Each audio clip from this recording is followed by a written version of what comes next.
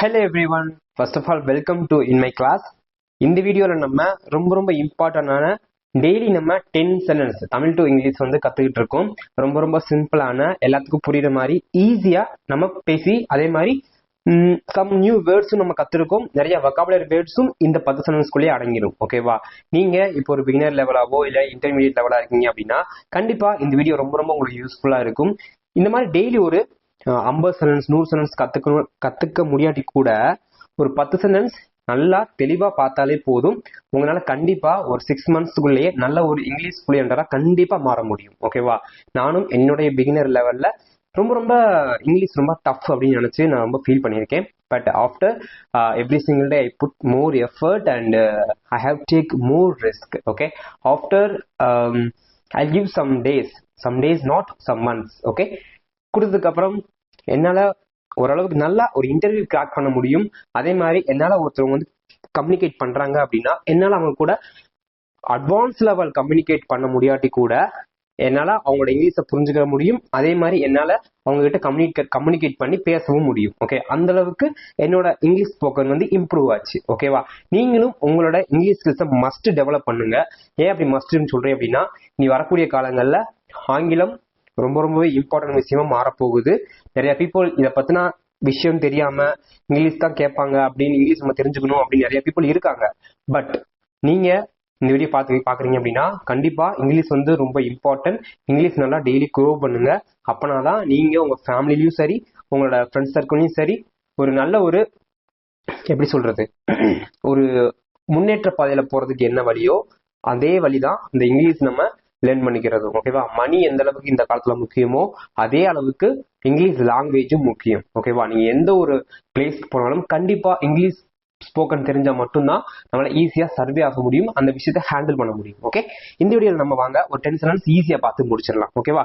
First பாருங்க, first sentence, மழை பெய்தாலும் நான் வேலையை தொடருவேன் அப்படின்னு கொடுத்துருக்காங்க. ஓகேவா? மழை பெஞ்சாலும் நான் வந்து வேலையை தொடருவேன்ப்பா அப்படின்னு சொல்லி சொல்றாங்க. இது எப்படி இங்கிலீஷ் சொல்லலாம்? ஜஸ்ட் நீங்க வந்து உங்க ஆன்சர் பாக்குறதுக்கு முன்னாடி நீங்களே கொஞ்சம் ட்ரை பண்ணி பாருங்களேன் எப்படி இருக்குன்னு. மழை பெஞ்சாலும் ரெண்டாவது சென்டென்ஸை பிரிச்சுக்கோங்க.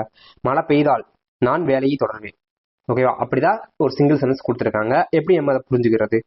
ஈவன் இஃப் இட் ரெயின்ஸ், மழை பெய்தாலும் இந்த இடத்துல ஈவன் கண்டிஷன் கண்டிப்பா நம்ம பயன்படுத்தணும். ஓகேவா? ஈவன் வந்து கண்டிப்பா பயன்படுத்தி ஆகணும். ஏன் அப்படின்னா மழை பெய்தாலும் அதனோட சேர்த்து சொல்றாங்க. ஓகேவா? மழை பெய்ஞ்சிச்சு, மழைன்றது ஒரு கண்டிஷன், பெய்தால் அப்படிங்கிறது தனி வேர்ப். ஓகேவா? அப்போ அதோட சேர்த்து சொல்லும் போது even if it Reigns, okay, வெறும் இஃப் ரெயின்ஸ் மட்டும் பயன்படுத்தக்கூடாது இந்த இடத்துல. ஈவன் இஃப் இட் ரெயின்ஸ், மழை பெய்தால் I will continue the work. Will அப்படிங்கிறது என்ன? கட்டாயம், கண்டிப்பாக அர்த்தம். நான் ஆல்ரெடி லாஸ்ட் கிளாஸ் சொல்லியிருப்பேன். ஓகே, கட்டாயம் அப்படின்னா கண்டிப்பாக அப்படின்னு அர்த்தம். அப்போ மழை பெய்தாலும் நான் வந்து வேலையை தொடருவேன், நான் கண்டிப்பா வேலை செய்வேன் அப்படிங்கிற இடத்துலதான் ஐ வில் கண்டினியூ த ஒர்க் அப்படின்னு இந்த சென்டென்ஸ் வந்து கம்ப்ளீட் பண்றாங்க. ஓகேவா? வில் அப்படிங்கிறது கட்டாயமா ஒரு விஷயம் செய்ய போறோம் அப்படிங்கிறதுல வில் வந்து நம்ம யூஸ் பண்ணுவோம். அதுதான் இங்கேயும் சொல்றாங்க. Okay, even if it Reigns I will continue the work. Okay, ரொம்ப சிம்பிள் தாங்க. செகண்ட் சென்டென்ஸ் பார்க்கலாம். செகண்ட் சென்டென்ஸ் பாருங்க, எனக்கு அவன் என்ன சொல்ல வருகிறான் என்பது புரியவில்லை. என்ன நீ சொல்ல வர, எனக்கு புரியவே மாட்டேது, நீ பாட்டு நம்ம பேசுற அப்படின்னு சொல்லுவாங்க. நீ சொல்றது எனக்கு புரியலப்பா அப்படின்றத எப்படி நம்ம இங்கிலீஷ்ல கன்வே பண்றது? அதுவும் ரொம்ப சிம்பிள் தான். ஓகே, ஐ டோன்ட் அண்டர்ஸ்டாண்ட், எனக்கு புரியவில்லை. ஓகே, ஐ டோன்ட் அண்டர்ஸ்டாண்ட், அதுதான் நம்ம இங்கிலீஷ் சொல்றோம். What he is trying to say, என்ன பேச முயற்சி பண்றான்.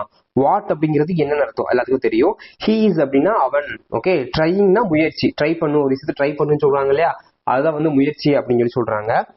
ஐ டோன்ட் அண்டர்ஸ்டாண்ட், எனக்கு புரியல.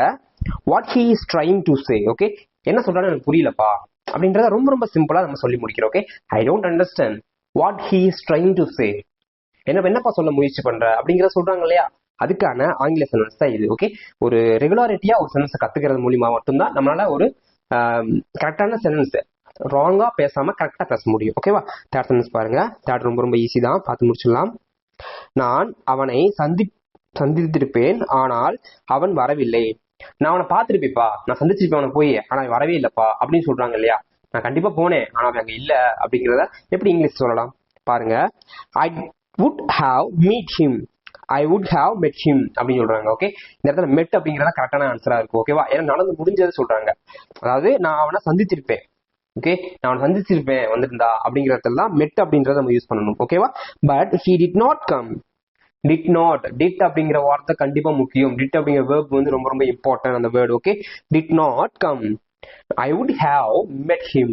நான் அவனை பார்த்திருப்பேன்ப்பா. ஓகேவா? But he did not come. அவன் தான் வரல அப்படிங்கிறத ரொம்ப சிம்பிளா சொல்லி முடிச்சிடலாம். ஓகே, அடுத்து பாருங்க ஃபோர்த் சென்டென்ஸ். ஃபோர்த்துமே ரொம்ப ரொம்ப சிம்பிளா தான் இருக்கும்.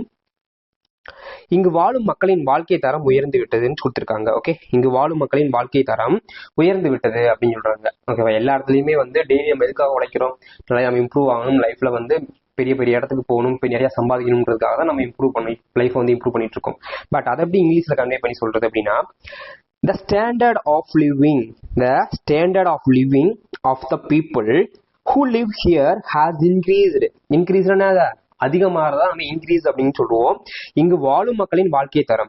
இந்த ஸ்டாண்டர்ட் அப்படிங்கிறது தரம். என்ன ஸ்டாண்டர்ட்ல பொருள் இருக்குன்னு கேட்பாங்க. ஒருத்தர் லைஃப் வந்து என்ன ஸ்டாண்டர்ட்ல வச்சிருக்கான்னு கேட்பாங்க. அதுதாங்க சொல்றாங்க. The standard of living of the people.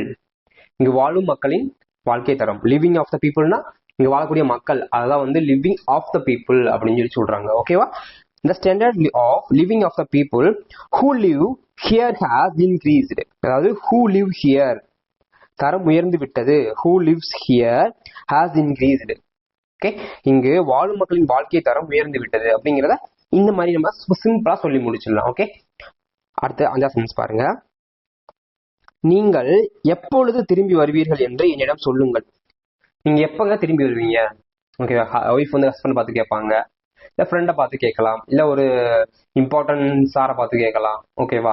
ஒரு முக்கியமான பிரச்சனை, நீங்க எப்பங்க திரும்பி வருவீங்க எனக்கு சொல்லுங்க அப்படின்னு கேட்பான். அது எப்படி இங்கிலீஷ்ல கேட்கலாம்? ஜஸ்ட் நீங்க ட்ரை பண்ணி பாருங்க. இது ரொம்ப ரொம்ப சிம்பிள் தான். Tell me when you will return. Tell me you will return. Tell me when you will return. Will அப்படிங்கிறது என்ன? கண்டிப்பாக அப்படிங்கிறதுக்காக வில் யூஸ் பண்ணுவோம். டெல் மீ சொல்லு. வென் அப்படிங்கிறது என்ன? எப்பொழுது அப்படின்னு அர்த்தம். You will return. Okay, tell me சொல்லு. வில் கண்டிப்பா நீ எப்போ வருவ அப்படிங்கறத எனக்கு சொல்லு அப்படிங்கறதா வில் ரிட்டர்ன் அப்படின்னு நம்ம சொல்றோம். Okay, tell me when you will return. அவ்வளவுதான், ரொம்ப ரொம்ப சிம்பிளுங்க. 6th சென்டென்ஸ் பார்க்கலாம். இந்த புத்தகத்தை படித்த பின் எனது பார்வை மாற்றம் கண்டது. அதாவது ஒரு புத்தகத்தை ரீட் பண்ணியிருக்காங்க, அந்த புத்தகத்தை படிச்ச பிறகு அவங்களோட ஆட்டிடியூட், கேரக்டர் எல்லாமே வந்து மாறுபட்டிருக்கு அப்படிங்கிறத இந்த வார்த்தையில சொல்லி முடிச்சிருக்காங்க. ஓகே, அதை எப்படி சொல்லலாம்? After reading this book. After reading என்ன? ஆஃப்டர்னா நடந்து முடிஞ்சது, அதுக்கு பிறகு. பிஃபோர் அப்படின்னா முன்னாள் அர்த்தம், ஆஃப்டர்னா பின்னால் அர்த்தம். Okay, after reading this book, நான் அந்த புத்தகத்தை படிச்சதுக்கு அப்புறமா மை பெர்ஸ்பெக்டிவ் மீன்ஸ் என்ன? அவங்களுடைய நடத்தை. பெர்ஸ்பெக்டிவ் என்ன? அவங்கள வந்து பாக்குறது, அவங்களோட ஆட்டிடியூட வெளியே காமிக்கிறது, அதான் வந்து பெர்ஸ்பெக்டிவ் அப்படின்னு சொல்லுவாங்க. ஓகேவா? இதெல்லாம் ரொம்ப ரொம்ப இம்பார்ட்டன்டா வருங்க. ஓகே, பெர்ஸ்பெக்டிவ் என்ன அர்த்தம்? அவங்களோட செயல்கள், நம்ம என்ன எப்படி இருக்கோமோ அதை வந்து மக்கள்கிட்ட காமிக்கிறோம் இல்லையா, அததான் வந்து பெர்ஸ்பெக்டிவ் அப்படின்னு சொல்லி சொல்லுவாங்க. ஓகே, பெர்ஸ்பெக்டிவ் மீன்ஸ் அவங்களோட செயல்பாடுகள், நடத்தைகள், அதான் வந்து இங்க சொல்றாங்க. பெர்ஸ்பெக்டிவ் சேஞ்ச், மாற்றம் கண்டிருக்கு அப்படின்னு சொல்றாங்க. Okay, after reading this book my perspective change அப்படின்னு ரொம்ப ரொம்ப சிம்பிளா சொல்லி முடிச்சிருக்காங்க. ஓகே, நெக்ஸ்ட் பாருங்க 7வது சென்டென்ஸ். ரொம்ப ரொம்ப இம்பார்ட்டன்டான சென்டென்ஸ் தான் பார்க்க போறோம். அவர்கள் நேரத்தை பார்த்து நடத்திருக்க வேண்டும் அப்படின்னு சொல்லி கொடுத்திருக்காங்க. ஓகேவா? ஒருத்தவங்க ஃபங்க்ஷனோ இல்லாட்டி ஒரு ப்ரோக்ராம் கண்டக்ட் பண்றாங்க அப்படின்னா, அப்போ அந்த நேரத்தை பார்த்து வச்சிருக்காங்கல்லப்பா. ஒரு ஸ்கூல்ல ஃபங்க்ஷன் நடக்குது அப்படின்னா அந்த டைமுக்குள்ள நடத்தி முடிக்கணும். ஓகேவா? அதுதான் வந்து இந்த சென்டென்ஸ் வந்து சொல்றது. ஓகே, இங்கிலீஷ் சென்டென்ஸ் பார்க்கலாம். அதுக்கேற்ற மாதிரி they should have acted according to the time. they should have acted என்ன அர்த்தம்? ஒரு விஷயம் நடக்க போகுது, நடத்திருக்கணும் அப்படின்னு சொல்றாங்க இல்லையா, அப்பதான் தேனா என்ன? அவர்கள் அர்த்தம். should have acted நடத்திருக்கலாம், நடத்திருக்க வேண்டும் அப்படின்னு சொல்றாங்க இல்லையா, அதுக்குதான் should have acted அப்படின்னு நம்ம பயன்படுத்துறோம். ஓகே, அக்கார்டிங் என்ன அர்த்தம்? அதன்படி. அக்கார்டிங் மீன்ஸ் அதன்படி நடத்திருக்க வேண்டும் அப்படிங்கிறது தான் நம்ம அக்கார்டிங் டு த டைம் அப்படின்னு நம்ம ரொம்ப சிம்பிளா சொல்லி முடிக்கிறோம். ஓகே, நீங்க எப்பயாவது சொல்ல போறீங்க அப்படின்னா they should have acted according to the time அப்படின்னு நம்ம ரொம்ப சிம்பிளா சொல்லி முடிச்சிடலாம். ஓகே, நெக்ஸ்ட் 8வது சென்டென்ஸ் பாருங்க. அடுத்த வாரம் புதிய திட்டம் அறிமுகம் செய்யப்படும் அப்படின்னு கொடுத்திருக்காங்க. இதுக்கான ஆன்சர் நீங்க ட்ரை பண்ணுங்க முயற்சி பண்ணி. New plan. நியூ பிளான் என்ன அர்த்தம்? புதிய திட்டம் அப்படின்னு அர்த்தம். ஓகேவா? ஃபர்ஸ்ட் எப்படியுமே இங்கிலீஷ்ல, தமிழ்ல நம்ம முன்னாடி பேசிடுவோம், பட் இங்கிலீஷ்ல அது முன்னாடி அந்த வார்த்தைக்கான சென்டென்ஸ் வந்துடும். Okay, new plan will be introduced. Introduce என்ன? அறிமுகம் செய்வது, அதான் வந்து இன்ட்ரடியூஸ்ட்னு சொல்றாங்க. Okay, next week. நெக்ஸ்ட் வீக்னா என்ன அர்த்தம்? அடுத்த வாரம். New plan will be introduced next week அப்படின்னு ரொம்ப சிம்பிளா சொல்லி முடிச்சிடலாங்க. ஓகே, ரொம்ப ரொம்ப ஈஸியான அந்த வார்த்தை. 8வது சென்டென்ஸ். 9th சென்டென்ஸ் பார்க்கலாம். என்னால் முடியும் என்று நினைத்தால் நீ கண்டிப்பாக வெற்றி பெறுவாய். அதாவது அவங்களால முடியும் அப்படின்னு நினைச்சாங்கன்னா கண்டிப்பா அவங்க வந்து ஜெயிச்சிருவாங்க அப்படின்னு சொல்றாங்க. ஓகே, எப்பயுமே நீங்களும் உங்களை நம்புங்க, இங்கிலீஷ் நம்ம நல்லா பேசுவோம் அப்படின்னு நீங்க உங்களை ஹோப்ஃபுல்லா நினைங்க கண்டிப்பா. ஓகேவா? அப்பனா நீங்க கண்டிப்பா ஒரு டைம் பேசி முடிச்சிருவீங்க. ஓகேவா?